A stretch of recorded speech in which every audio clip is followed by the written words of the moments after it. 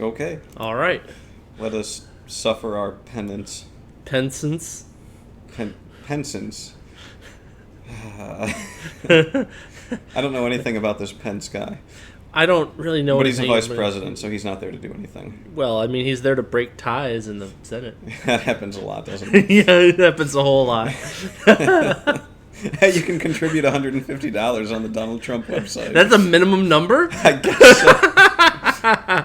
Sorry, all you people living in the streets that support Trump. None of you fucking pissheads get to contribute anything. I got this, says Trump. All right. Look at me, I have all the monies. But I can't pay for the wall. We need Mexico to do that. So just at a scan, his platform page is a lot shorter than Hillary's. Yeah, we're probably going to go into the read mores on these because there's just not a whole lot here. Because he doesn't have a lot of positions that he actually sticks to. Yeah, I was a bit held back at clicking on his website for his platform because it was called DonaldJTrump.com/positions, and I didn't want to know anything about that. But fortunately, it's you're all just lucky that you can't see the website. It's terrifying. Yeah. Donald Trump, pictures of Donald Trump in all sorts of odd positions. This is a political platform website. It would have been better if it had been porn. Why does Donald Trump have a bunch of pictures of chase lounges mounting each other? Have my vote. In for a penny. In for a chase lounge.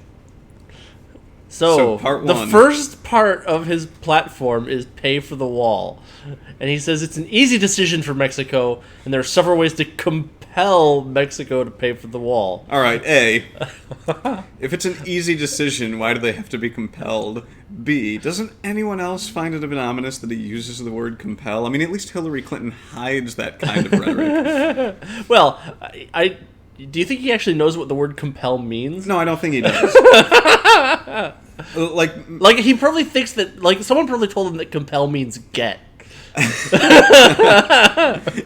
Which that, is so wrong, but either that because he's not a terrible businessman, so maybe he thinks compel actually means strike a deal, and doesn't realize the horrifying context that he's put this in. So let's read more. Compelling Mexico he wrote compelling Mexico to pay for the wall. Jesus Christ. let's be fair. He didn't write anything on this website. Okay, fair enough. So let's see. Introduction. The provision of the Patriot Act. He's using the Patriot Act in the first sentence of his... Yeah, the Know Your Customer provision compels financial institutions to demand identity documents before opening accounts or conducting financial transactions. Oh, Jesus Christ. This is worse than I thought it would be. We're the first one in, and it's worse than I thought it would be. No, it's that stupid law that it looks like it's the same law that makes it really, really difficult for Americans to get bank accounts overseas, because the overseas banks have to do like a shit ton of paperwork, and so most of them are like, oh, you're an American citizen? No, we don't want your business. You can't start an account with us. Oh, he's going to use that. So it's an easy decision for Mexico to make a one-time payment of $5 to $10 billion, because Mexico has $5 or $10 billion to just throw around, yeah, and ensure that $24 billion continues to flow in. Oh my God! It's a ransom note. It's like a blackmail note. It's like, if you pay me $5 to $10 billion now, we will keep $24 billion going into your country for the next several years. Does he have any idea how much the paperwork will cost in order to do this? Oh my God. Oh, okay. So he says there's several ways to compel Mexico to pay for the wall, including the following. Let's look at the following. Let's see how he because I don't think there's any way he can do this. But let's see how he thinks he can do this. On day one of when he's sworn in. Yeah, when he's sworn in. Okay, on day one, promulgate a proposed rule, regulation amending 31 CFR 130.121 to redefine applicable financial institutions to include money transfer companies like Oh, Jesus Christ. So he's going to make it harder and redefine account to include wire transfers? Holy shit. How is this going to affect people that use the stock market? Tons of people wire transfer in the stock market. I wire transferred. I'm a nobody. I have no money. No, but this is really bad. Like this is Trump saying, I don't care what laws actually say. I will redefine words to make the law say what I fucking want it to say. So we're voting for Barack Obama again? Basically, yes. Also included in the proposal a requirement that no alien may wire money outside the U.S. unless the alien provides a document establishing its lawful presence in the U.S. Well, you know what that means, right? Every time you do a wire transfer, you're going to have to establish whether or not you're an American citizen. When I had to get a job, I had to provide a form that with proof that I actually am I am authorized to work in the U.S. Most decent paying jobs have this requirement because they're for companies that have more than a few employees and make more than a certain amount of money per year. Yeah. I mean, did you have to do an I-9 when you got your job? On an older job, yeah. I don't remember if I did for this job. Or you showed a passport or something like that? No, I didn't have to show a passport for any job. I needed a birth certificate for this one, and at the airport I had to go through. So generally, a birth certificate proves your ability to work in the U.S. by showing your location of birth. Yeah. So, how would you? So like the people that are wiring money to First off, the people that are wiring money to Mexico are the legal immigrants who get paid in decent jobs. The illegal immigrants are just trying to get by usually. And they're going to need to be wiring that money to Mexico because Mexico is being sprung for $24 billion a year now. Well, no. That is the $24 billion. I think is what he's saying. Is that we're going to stop these wire transfers unless Mexico builds the wall. Wait a minute. If he gets Mexico to build the wall, how does he ensure that Mexico builds the wall to a proper standard? Magic!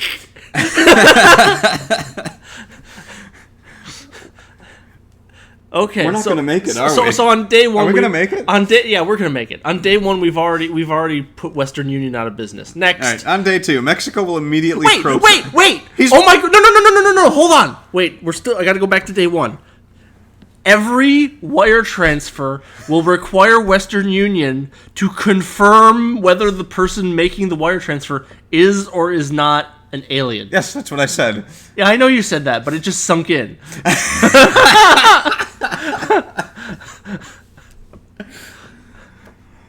You ever read 1984? You ever use wire transfer as a convenient thing and fast? No. You haven't? Some people do. No, no. When I said no, I was thinking about henceforth. Oh well, no, not after this. God no. Hold on, we're gonna. I said, I used to use wire transfers for the stock market. The only inconvenient thing about it was setting it up between my bank and my stock company. Right. And that took like an hour. My God. But it still took an hour. One of the points of wire transfers is that you can have cash in hand and say, Western Union, wire this cash to so-and-so. Well, no, it took an hour to set up. After that, I could transfer I know. Quickly. I know. No, but the person who's using a wire...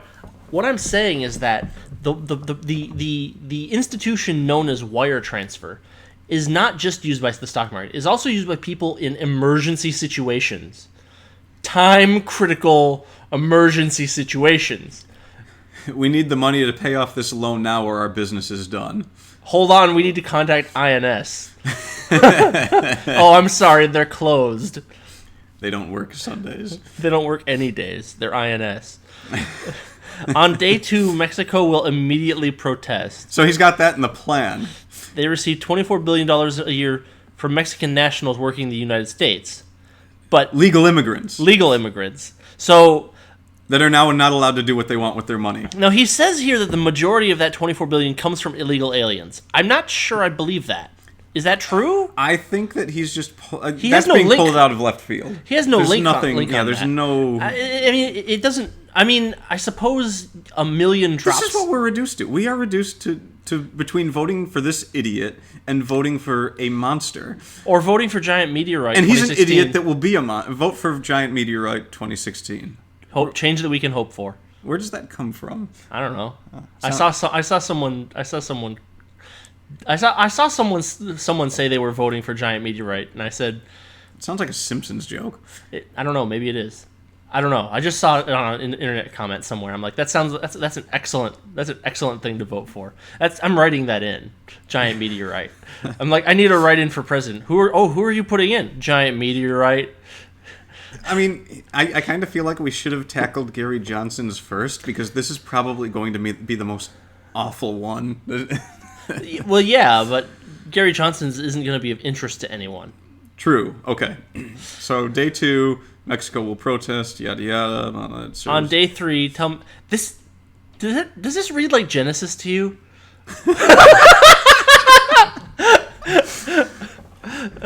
On day 3, tell Mexico that if the Mexican government contributes the funds needed to the United States to pay for the wall... No, go back to day 2. Okay. The majority of that amount comes from illegal aliens. Okay, so he pulls that out of left field. Then he says it serves as de facto welfare for poor families in Mexico. Okay, Hold on a second. If I earn money and I send it to someone who is less well off than me because I want to, that is not de facto welfare. De facto welfare is I earn money and some dickbag comes along and takes it from me and gives it to someone else. You mean like the person that requires the people that you use to wire transfer it to the poor people to pay a fee to do a bunch of paperwork? Yes. Okay. Yeah. Hey, your property rights don't count if they go over an imaginary line. So there's no... What's this? On day 3, tell Mexico that if the Mexican government will contribute the funds needed to pay for the wall, the Trump administration will not promulgate the final rule, and the regulation will not go into effect. The Trump administration. Yeah. Not like the Justice Department. Oh no, this is all executive. It's a regulation. Oh. You see, that's one of the great things about what Congress has done in the last, say, 100 to 150 years is that they've basically taken all of their responsibility and put it into bureaucratic bodies that are generally run by the executive branch. And many of those bodies are capable of writing regulations which have the force of law, because they have been given the ability to write regulations which have the force of law, despite the fact that the whole thing's completely unconstitutional. Shoulder checks and tightrope balances. Yeah, basically. I like the... Is he going to send them a letter with like all the letters cut out from magazines?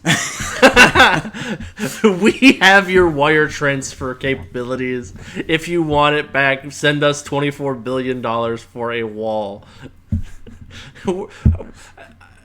Mexico is now doing all of its business with Russia and China. This is so... I mean, like, how would you even write the salutation for that message? Dear Mexico. Who do you send that to? This plays into so many of the other hilarious things that people talk. Like, could you imagine how hilarious it would be if he became president and Texas was like, we're just going to succeed because there's now a huge business opportunity between us and Mexico? Yeah, basically. Texaco would be... Texaco. Yeah, well, no, Texaco already has money. Wait, are they still in business? Maybe they don't. I haven't seen any Texaco station. Do they still have them in Europe? Possibly. I don't know. They might still be in Europe. Anyway, the point is Texaco. I'm creating a country called Texaco in my head.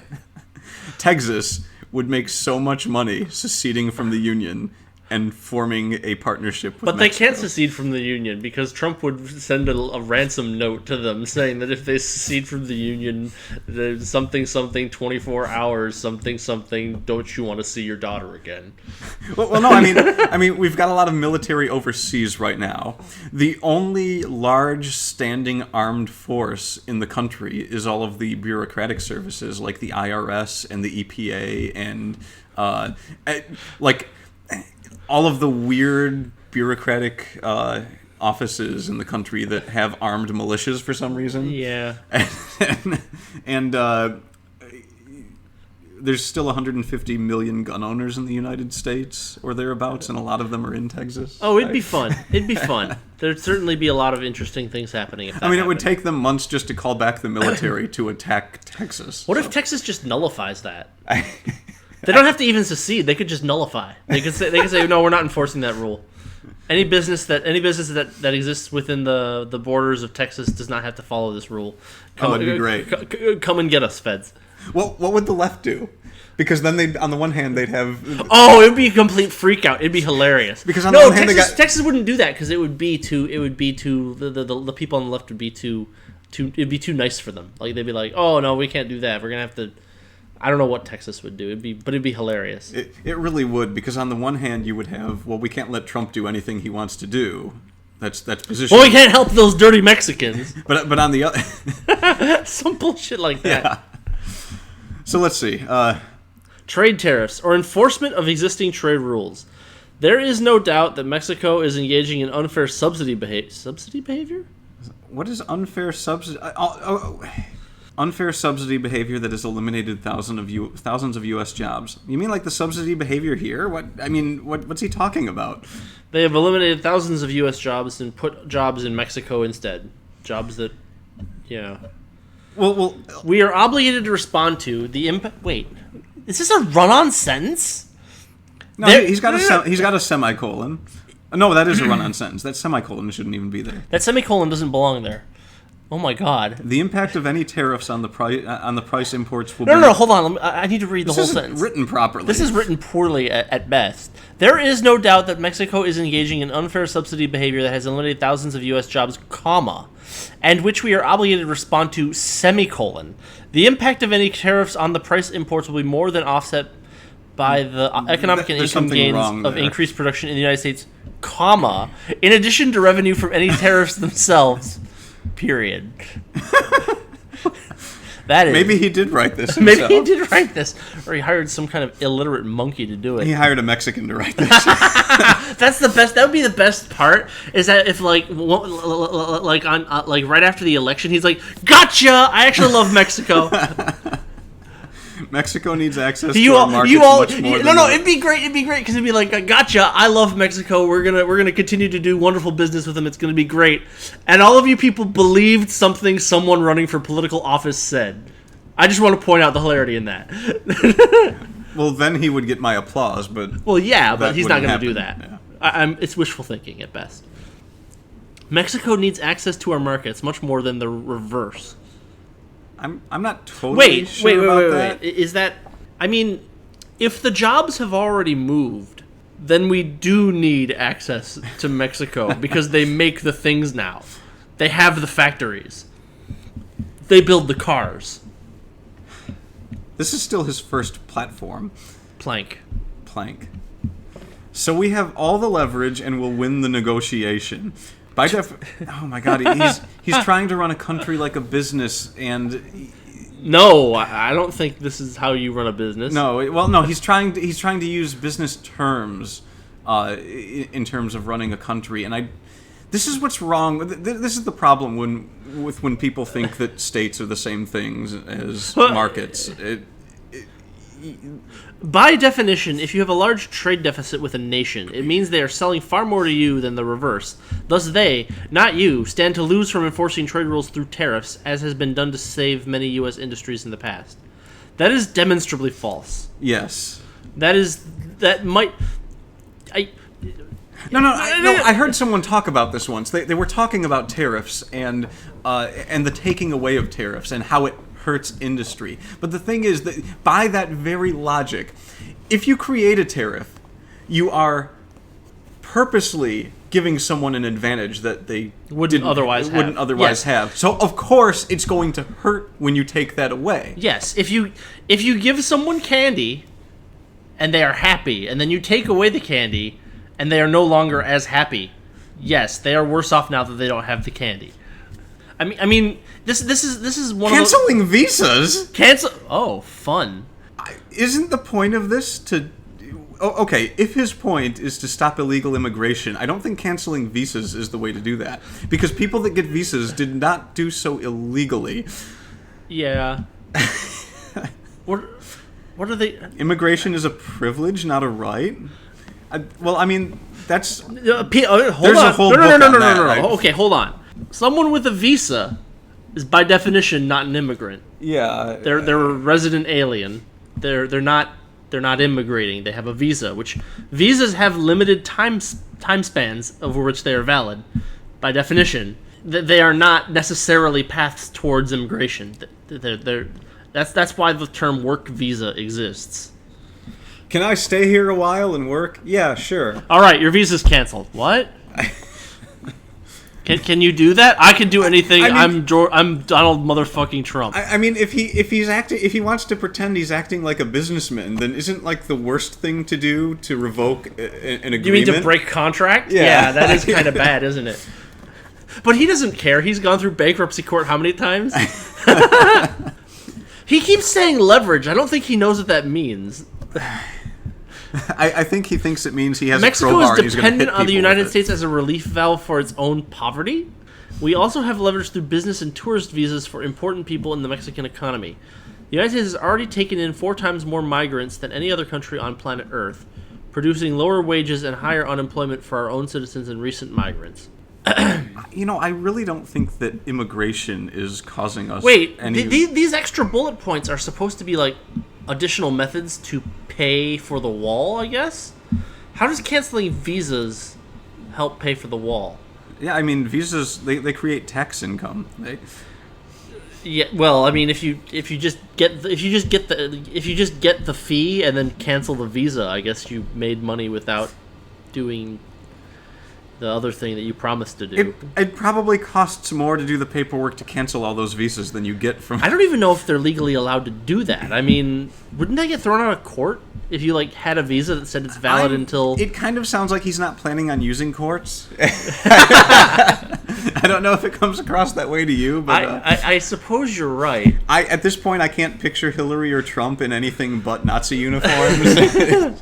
It's like, and everyone hates when you say that, like, oh, you're just comparing everyone to Nazis, but it's like, yeah, but did you read what they said? Everything within the state, nothing outside the state, nothing against the state. Yes, that's what Mussolini said. That is fascism. Visa fees, even a small. Okay, so wait, he wants to increase the fee on the visas that he's going to cancel. Well, he can't do both. I mean, obviously he only needs to do one. He only needs to. That's the best part. He just listed like 7 different ways to get Mexico to build the wall. But what he's saying is that I have no idea which one of these 7 will possibly work, so I'm just going to try them in sequence and see what... I'm going to throw a bunch of shit at the wall and see if any sticks. No, but if you look at the things he's actually saying, the worst part about it is all of them are things that create a bigger incentive for people to come over here illegally. What's your point? Maybe he's just trying to farm more cheap labor for his own companies. Could be. Visa fees. He's got us all Even a fooled. small increase in visa fees would pay for the wall. Fees on border crossing cards, which is more than... The border crossing card is also one of the greatest sources of illegal immigration into the United States via overstays. Mexico is the single largest recipient of U.S. green cards, which... I'll confer a path to U.S. citizenship. Again, we have the leverage, so Mexico will back down. And do what? This is horrible, because he's saying that if you get a green card, you can then come into the United States, and then you can just stay longer than you're allowed to with that card. Well, the green card is... I don't know enough about but I think a green card is like you can stay here pretty much as long as you want, and if you stay long enough, then you can become then depending on certain things, you can possibly become a citizen. Yeah, but what it seems like he's saying here is that he wants to... He's calling that a loophole, and he wants to get rid of that loophole, which... The green card loophole? Yeah, the green card loophole. And that means that he's talking about not letting people in with to get green cards at all. From Mexico. Yeah. The country that we border with. Yeah. Uh-huh. Because there's no other way to do that. Like, how do you say... So what you're saying is that if you can't get a green card, then why even bother trying to immigrate legally? Yes, everything he's saying is creating an incentive for people to come over illegally. Well, I mean, that's kind of what government does, right? It does something to solve a problem, but then exacerbates the problem. Because unintended consequences... He's a better politician than everyone thought. I guess so. conclusion. There's a conclusion. It's written like a fucking 5-paragraph essay. Welcome to 8th grade. Mexico has taken advantage of us in another way as well. Gangs, drug traffickers, and cartels have freely exploited our open borders and committed vast numbers of crimes inside the United States. The United States has borne the extraordinary daily cost of this criminal activity, including the cost of trials and incarcerations, not to mention even greater human cost. We have the high moral ground here, and all the leverage. It's time we use it to make America great again and tell Mexico that it's fired.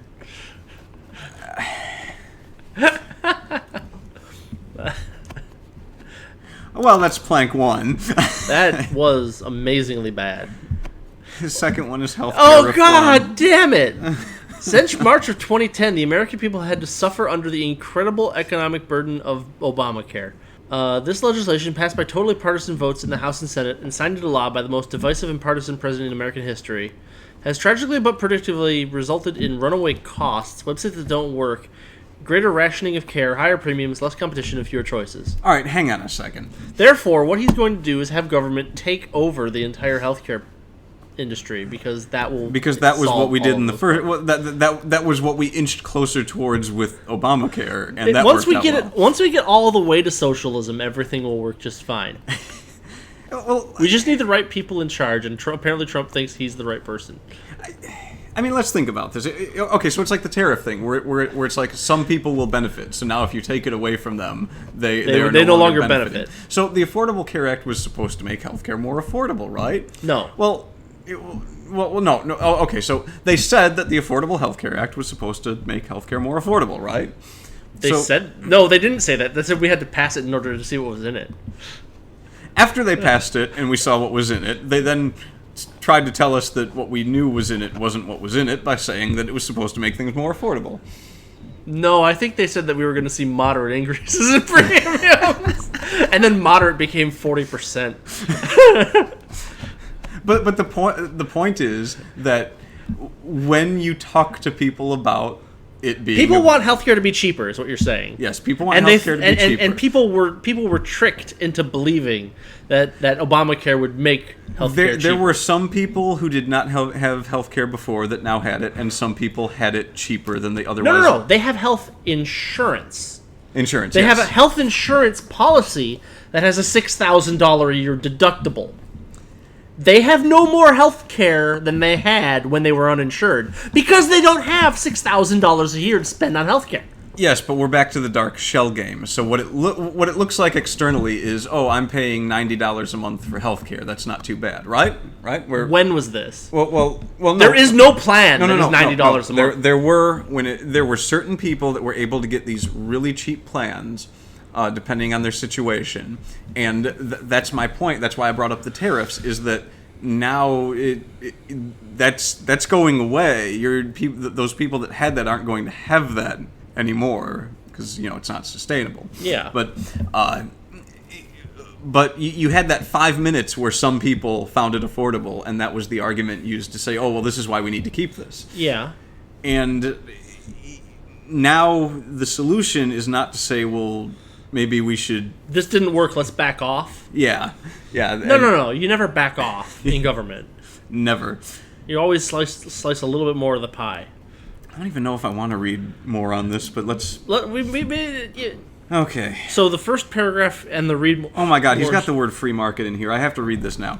What? Since March Since March of 2010, the American people have had to suffer under the incredible economic burden. Yeah, this is just a repeat of the thing that was on the thing. Where does it stop? Obamacare has raised the economic uncertainty of every single person residing in this country. As it appears, Obamacare is certain to collapse of its own weight. The damage done by the Democrats and President Obama and abetted by the Supreme Court and the Republicans, don't forget them. He's leaving that one out. Will be difficult to repair unless the next president and a Republican Congress lead the effort to bring much needed... Did he forget to capitalize Congress? I think he did. Okay, just checking. The next president and a Republican Congress lead the effort to bring much needed free market reforms to the healthcare industry. I can't wait to see what he's going to call free market reforms. But one of these positive reforms that can be accomplished without Yeah, we need to repeal Obamacare is what the first thing says here. On Well, day no, one, he's saying that none of these. I read it none wrong. of these None possible of these reforms can be done without yeah. repealing Obamacare. He will ask Congress to immediately deliver a full repeal of Obamacare. Because And they will say no. And they will say no thank you.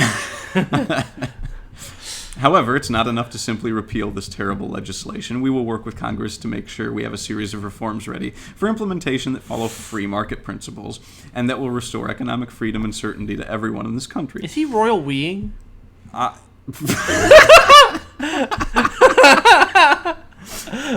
Well, in his case, it'll be followed by a royal flush. Not if he has a card that trumps what you have. By following free market principles and working. He said free market 3 times in this paragraph. Yeah, that's so that he. Yes, you see, that's called the redirect. You have something in your hands, and it is a big piece of poop, and you have your other hand with a sock puppet, and you say filet mignon, filet mignon, filet mignon 3 times, and you throw it at someone. By following free market principles and working together to create sound public policy that will broaden healthcare access, make healthcare more affordable, and improve the quality of the care available to all Americans. Okay, so these those are exactly the 3 not things. Free market. No. Those are, I think, I don't know. Maybe Melania Trump wrote this, but those 3 lines I think are verbatim from things about Obamacare. Yeah. Broadening healthcare access via an act of government is not a free market process. Making healthcare more affordable is a way to say... Well, no, I mean...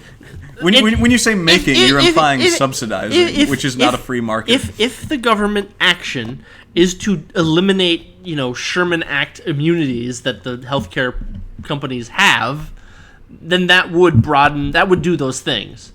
They're not going to do that. No, they're not. I am assuming that on the part of what I'm saying here, because you can interpret these things in some ways to be free market ideas, but the things that they're actually going to do aren't going to. No, they're not. They're not going to be free market. They're not going. They're not going to do anything that actually fixes the cost problem. Yeah, not. Any reform effort must begin with Congress. Already we're not talking about markets. No. Proposals have been offering reforms that can be delivered individually. Several reforms offered.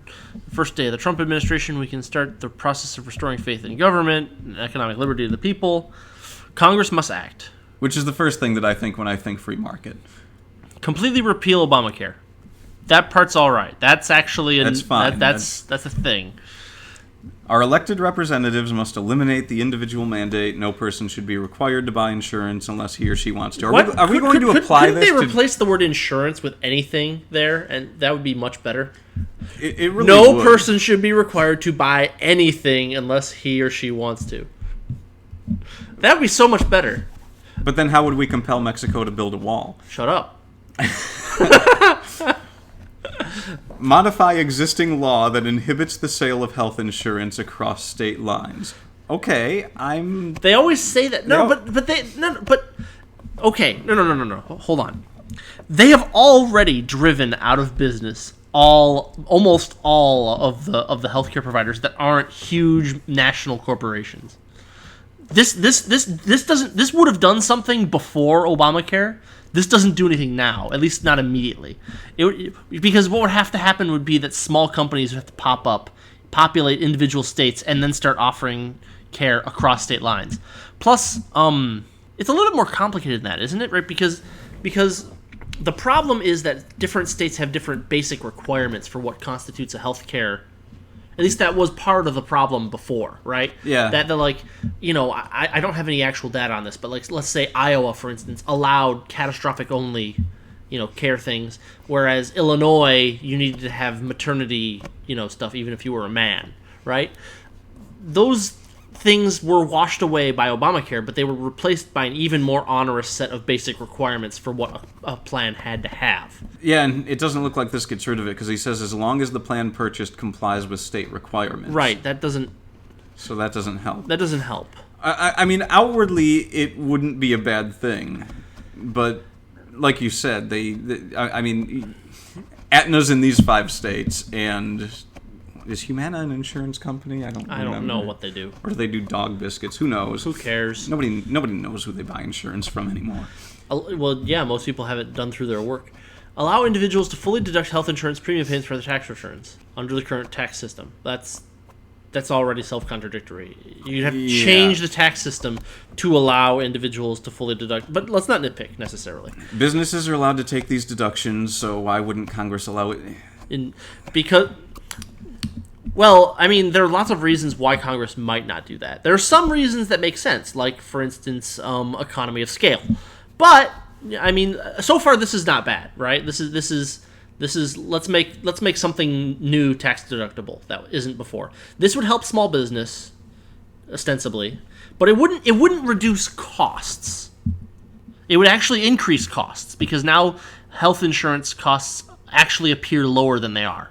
It's like adding free, on-demand federal loans to the education system. If you make something appear cheaper than the companies, then you can ratchet up the price a little bit at least. So that doesn't actually help much. That helps people who own small businesses, but nobody else.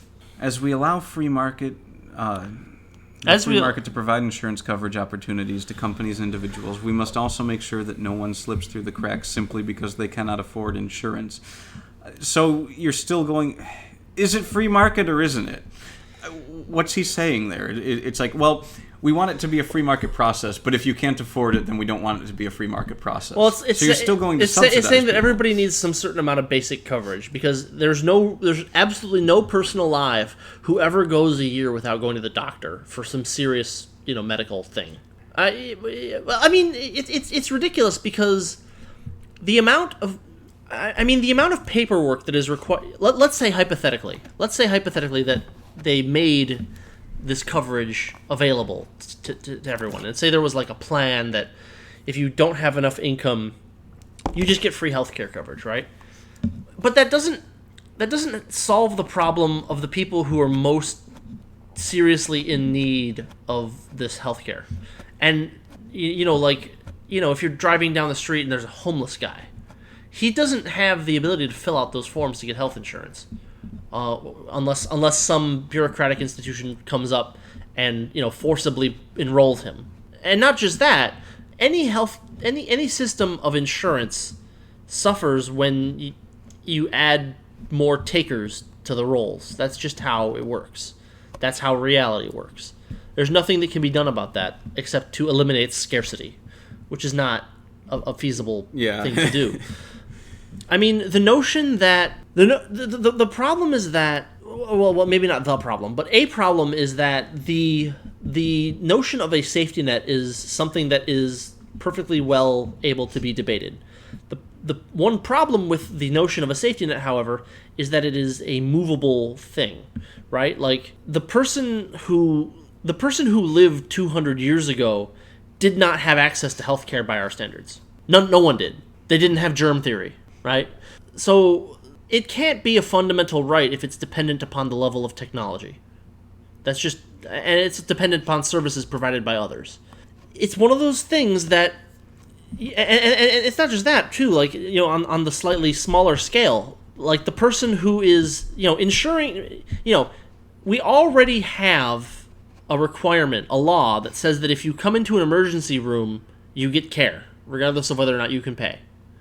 The question is, can we afford to pay for, and there's certain levels of these things that we probably could, right? Like if there's a poor guy that has AIDS, we can probably afford to pay for his drugs to keep him alive so he doesn't die of AIDS.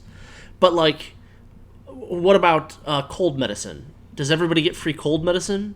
Does everyone get free Band-Aids? Does everyone get free aspirin? Eventually you start cutting into free birth control, free adult diapers, maternity coverage for men, things like that.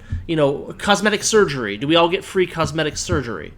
There's the question is where that level sits, and that the answer to that question is not determined by how charitable your thoughts are. It is determined by how much material is actually available and what surplus can be siphoned off without, seriously impacting the production of the stuff that you want.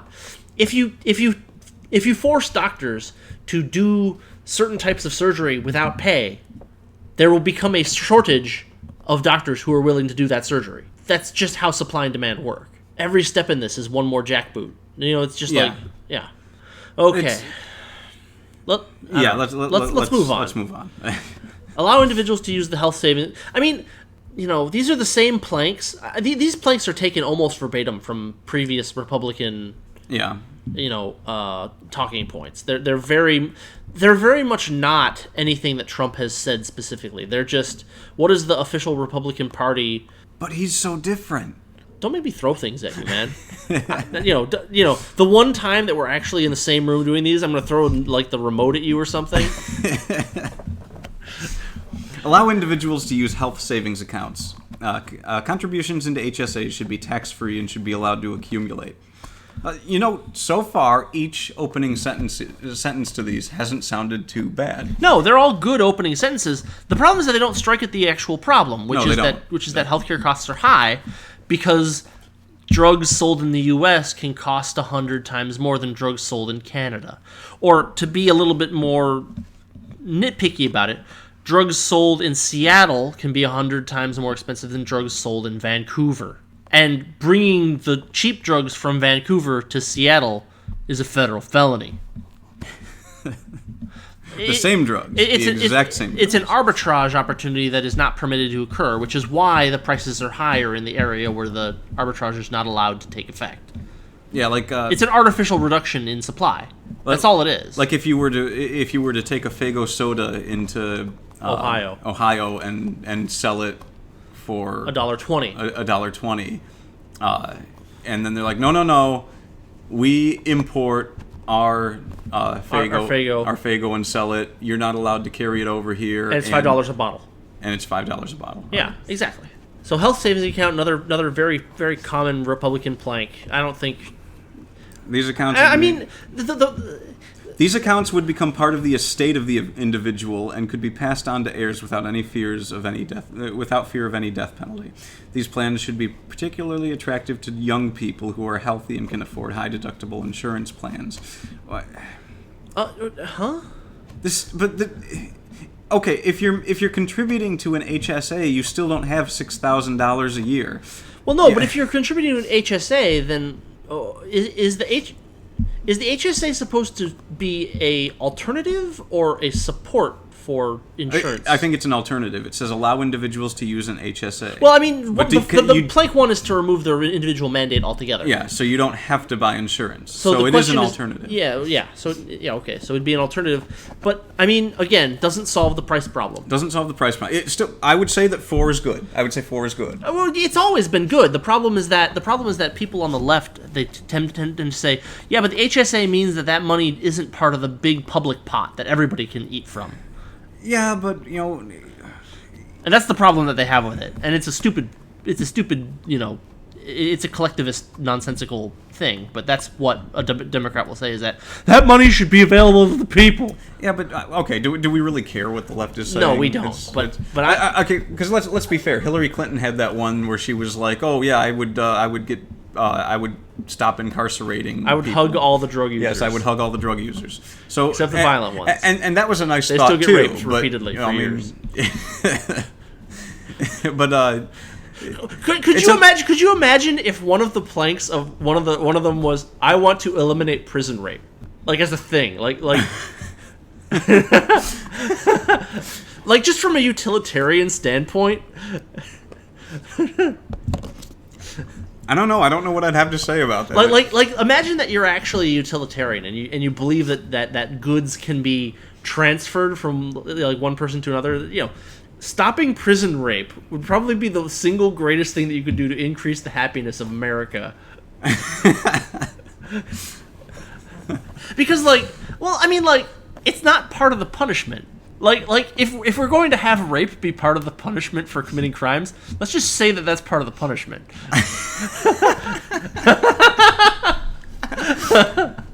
It's like yes, your punishment is 10 years in prison.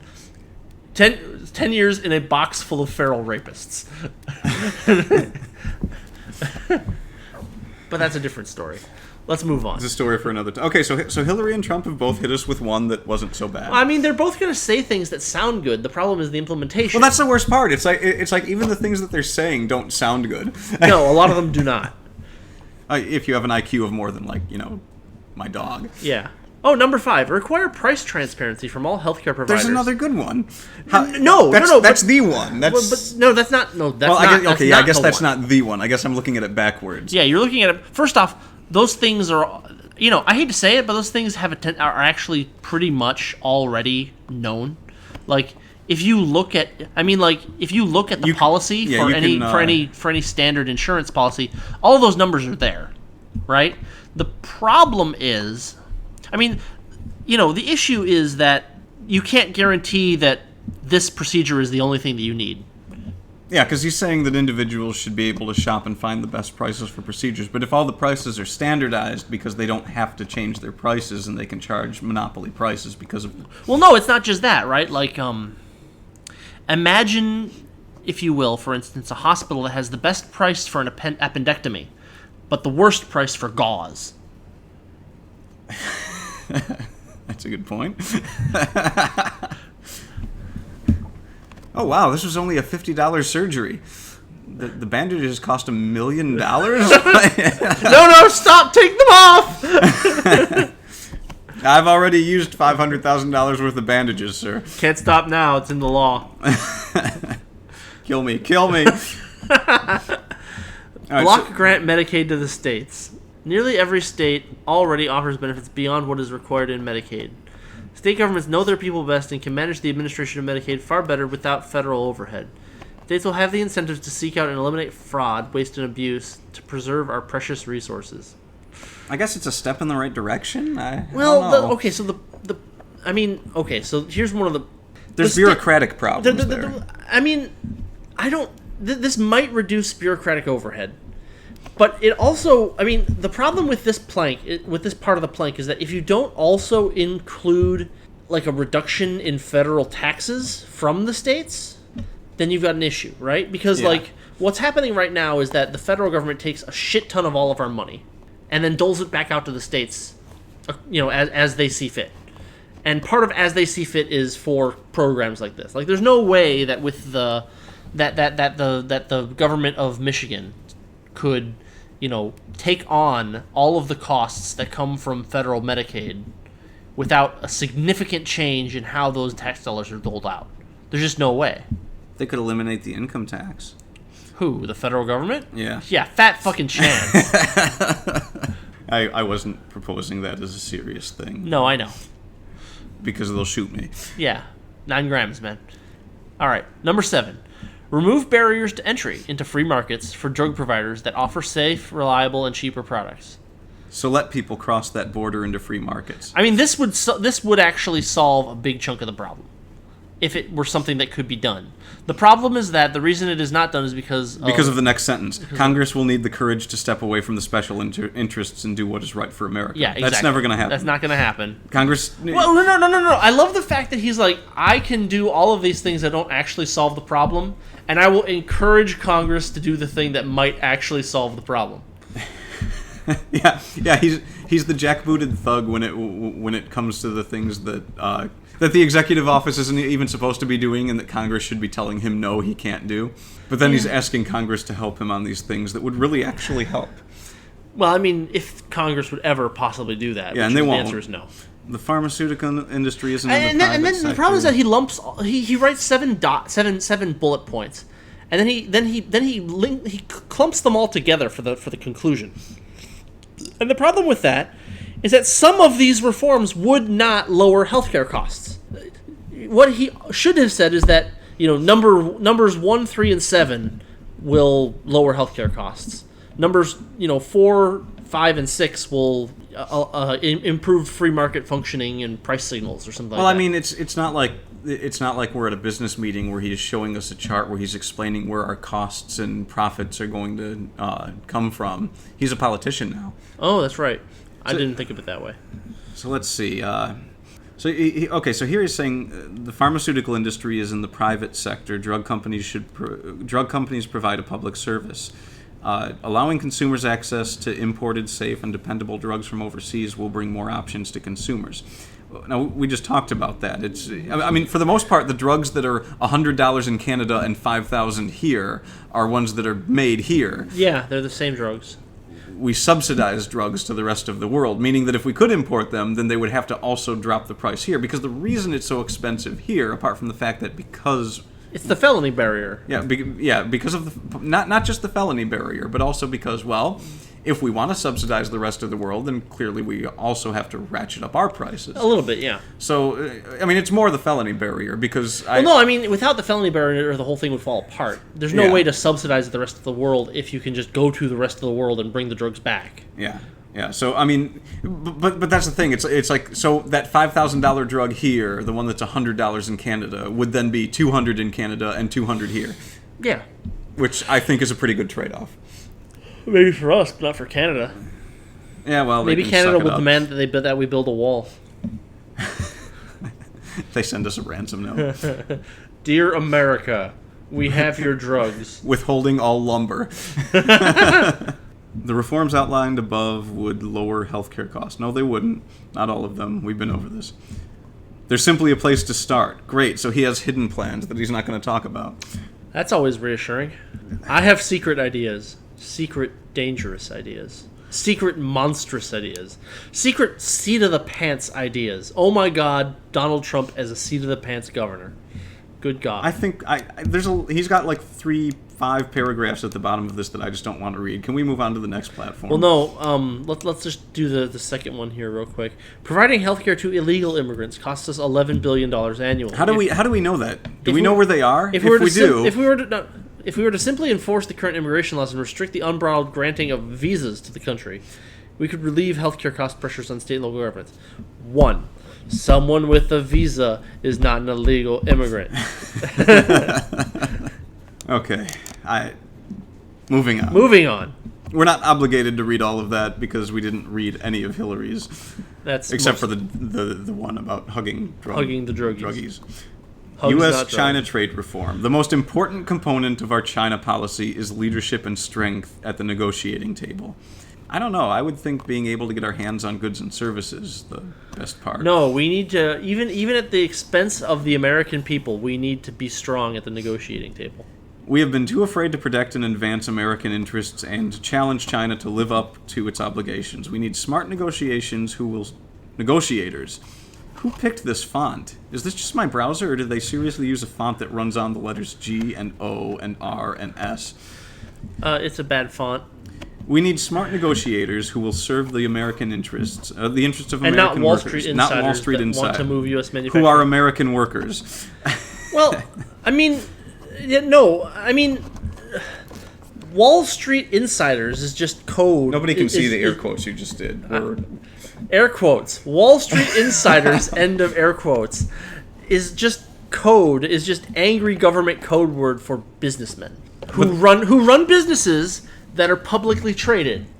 They are forbidden from doing things that that directly negatively affect the stock price of the company. Like they have to seek profits because of the way that legal stuff is set up. I mean, to suggest that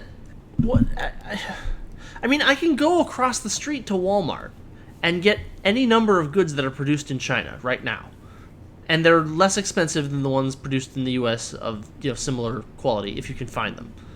So then, why are China relations really that bad right now that we can freely get goods across the Pacific Ocean? I don't understand what. Well, there's a couple things I don't understand. One, if he's making the claim that we're losing jobs here and we need to negotiate with China because we're losing jobs, isn't the solution just to build a wall between us and China? I think the Pacific Ocean is the wall. It's just so weird that his solution is to be strong at the negotiating table instead of saying, well... But what does strong at the negotiation table mean? It doesn't mean anything, because... It's just buzzword speak. There's an easy way to solve this problem. No. I mean, Walmart buying doodads from China and selling them to me does not necessarily involve the government in any way. What are they doing at this table, and how will it? How what possible? I mean, are they going? Is he going to reduce tariffs? He doesn't seem like he's the kind to reduce tariffs. Well, he's already said his plan is to use tariffs as a weapon. So he's going to weaponize tariffs. Well, tariffs are a weapon. Yeah, well, that's true. A weapon against the people of the country that you're in. But if he's serious in saying that it is a problem that our goods are coming from China and that manufacturing is hurting us in America, there is a simple solution to that. Okay. We need to lower the pressures on business so that manufacturing comes back to America, because there's no reason in a country with the vast resources that we have, there is no really good reason that when we used to make things like rubber gloves, it is now cheaper to import them from overseas rather than make them here and ship them within the country. Well, I mean, there's reasons for other things, but that's not what. How expensive is it to run a surgical glove company in this country as opposed to in China? Well, again, this comes back to what wages are, right? Yeah. Like the wage will, in a market, wages will approach the discounted marginal value product of the worker. And so if you hold I mean, the reason that these jobs are going overseas is because the overseas places have lower minimum wages. Yeah. Because with the most modern manufacturing techniques that we have, the person working on a line producing rubber gloves is only producing a relatively small DMVP per hour, and that if that number is less than the prevailing federal minimum wage, then that factory cannot be built in the U.S. It can only be built at a loss. Or, Well, no, that's not entirely true, because the case I was making is I was including the shipping costs. No, but the shipping cost is part of the discount of the discounted marginal value product. Time and movement. Okay. That goes into the DMVP. Okay. Obviously, the person working in the U.S. and selling to the U.S. would have less of a discount. But like even if it's cheaper for the labor to happen overseas, if it's still cheaper to produce it here with the more expensive labor than to pay the shipping costs, Well, no, I mean, my point is that I know what your point is. A box of gloves costs. Let's say hypothetically that a box of gloves costs $10, right? Right. And with modern, with modern manufacturing techniques, a worker of average, productivity can produce one box of gloves per hour. With all the machines that they have at the thing. That worker can't have a wage that's greater than $10 an hour. Cannot. The business would have to operate at a loss in order for that to be the case. Because the marginal value product without the discount is already only $10 an hour. What I'm saying is that there exists a margin where once you add shipping costs into it, either it's too expensive to have the factory here, or it's too expensive to have the factory somewhere else. Yeah. And if there is an external pressure that causes it to be artificially more expensive to hire workers in this country as opposed to another country, and you take that factor away, suddenly the shipping costs make it more expensive to be in that other country, and you can manufacture the thing here. Yes. That's what I'm saying. There exists a margin somewhere where if you want to bring manufacturing jobs back into America, you need to take pressures off of business, and they will come back because it will be cheaper for something. I don't know what. Well, that also depends on the existing capital structure, right? Because if a vast network of shipping has already been produced, that's true, then it makes sense to continue to use that vast network and maybe decrease its size gradually. But if the capital network already exists, then you don't necessarily gain that advantage immediately. But you know what I think we're doing, though? I think we're thinking too much, because I'm sure that all of the Trump administration's, the Trump campaign and their advisors, I don't think any of them thought like one sentence into what we just said. Probably not. I don't think they're capable of it. They may not be. That is very likely. But anyway, let's look at reforming the U.S.-China trade relationship to make America great again. Our products will gain better access to China's market in every sector from agriculture to telecommunications to automobiles. But China gains no new market access to the United States. None of what President Clinton promised came true. This is a quote. Yeah.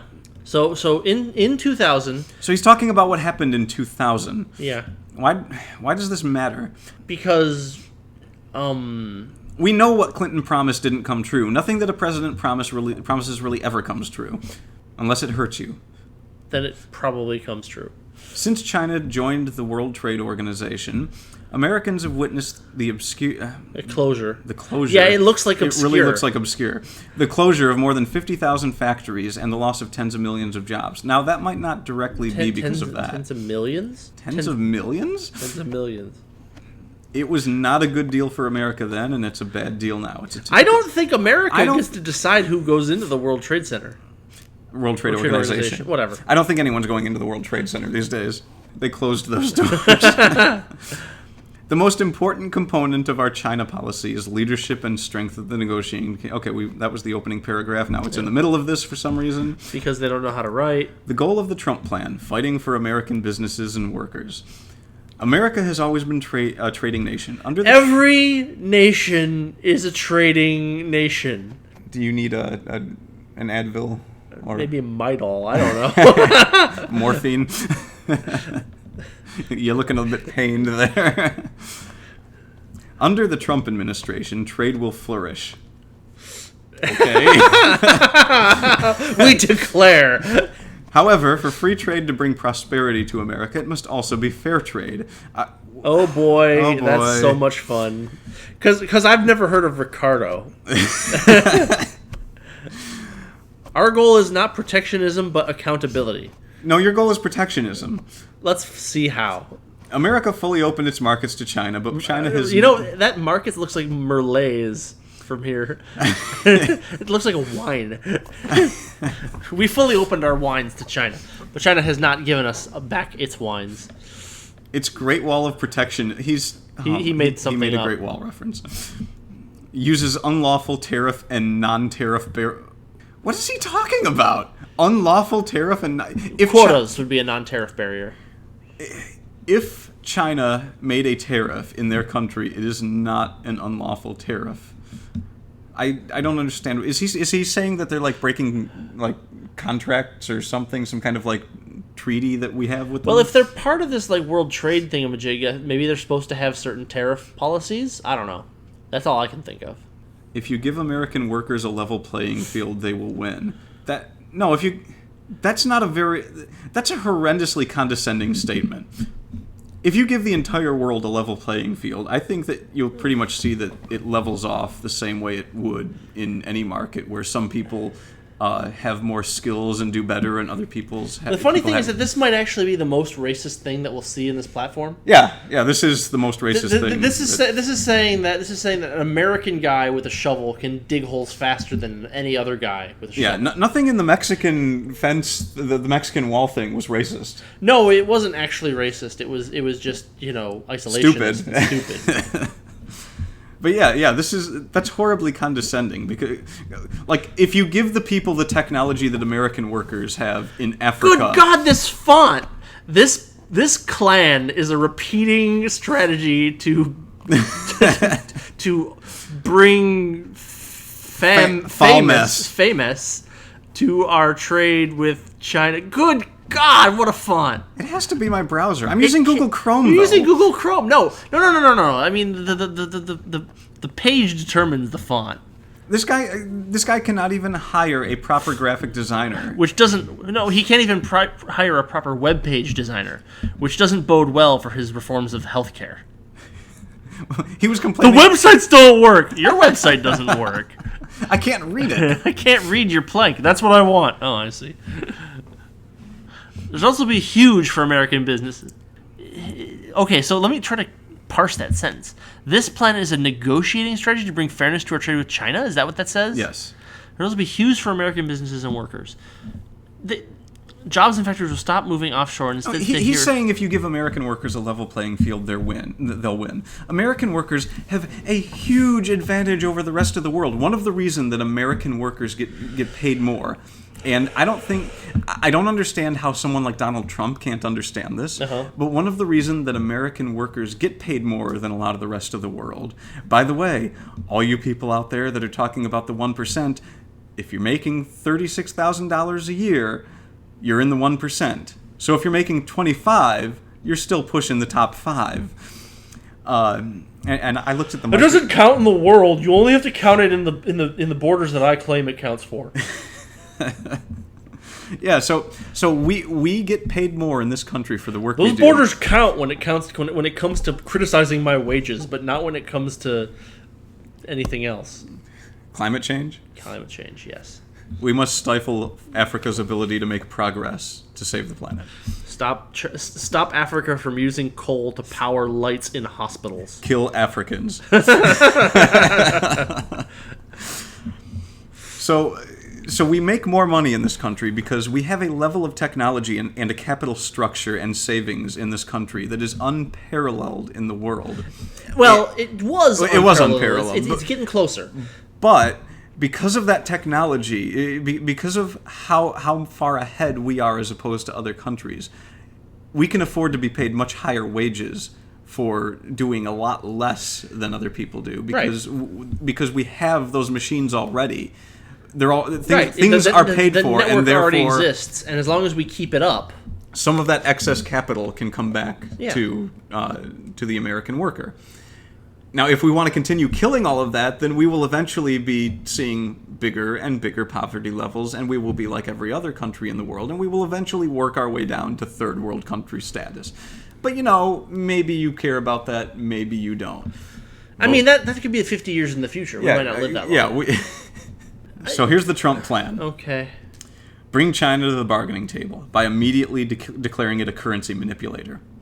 Okay, China's currency is pegged to our currency. So if they are manipulating their currency, don't they have like a second currency though that isn't necessarily or something? There is some mumbo jumbo going there, but I don't think that it has anything to do with us necessarily. Like if China has a gold coin and a silver coin, and they peg their gold coin to our dollar, and then they let the silver coin float, like that doesn't affect us in any way.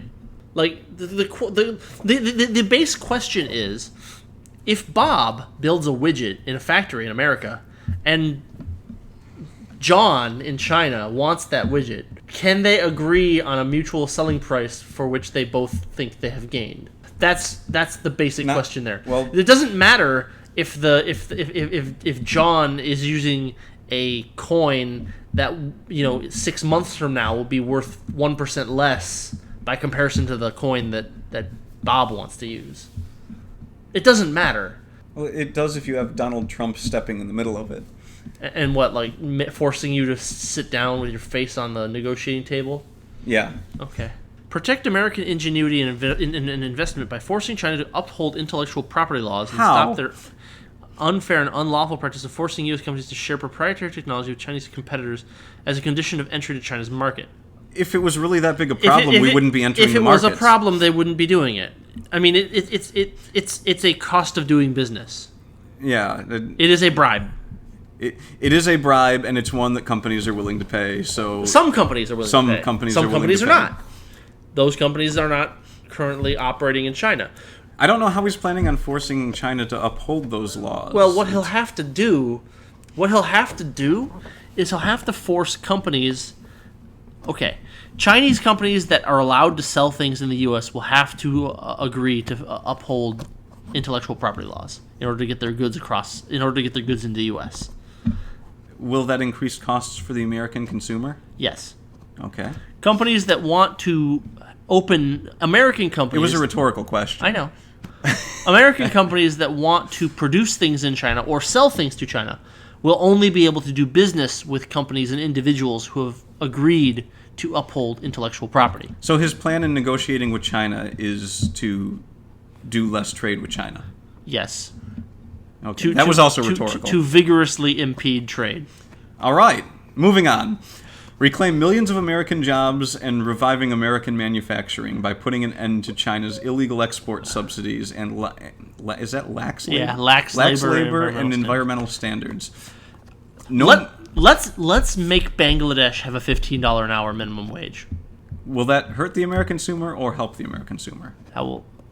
It's not a question for this one. It's not a question of hurting or helping the American consumer. What they'd be doing is seriously harming. No. The reason I'm saying will it hurt or help the American consumer is because that's his claim, that we're making America great again. And he's proposing all these things that are going to directly hurt the American consumer, which are horrendous things for other countries. Plank 3 says we will not trade with China at all anymore. China, if you don't subsidize, if you don't stop subsidizing your exports and up your environmental standards, we won't trade with you. And China will say, okay. They've got a lot of other countries to... No more sweatshops. Does he think that every other country is a vast wasteland and America is the only country that has technology? It's not a question of whether every other country is a vast wasteland. It's a question of... No, is that what he thinks? Does he think that if we don't trade with people that they're doomed? Maybe.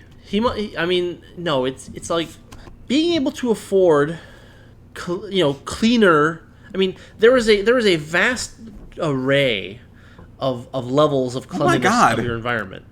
No, listen to number 4. Strengthening our negotiating position by lowering our corporate tax rate. It's like, right there, he kind of draws you into a false sense of, that doesn't actually sound so bad. And then he goes, to keep American companies and jobs here at home. Yeah. Attacking our debt and deficit. And it's like, okay, that's not a bad idea. So China cannot use financial blackmail against us. And bolstering the U.S. military presence in the East and South China Seas to discourage Chinese adventurism.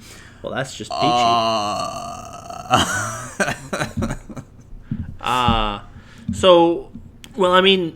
Discourage Chinese adventurism. Is he saying that he's going to landlock the Chinese?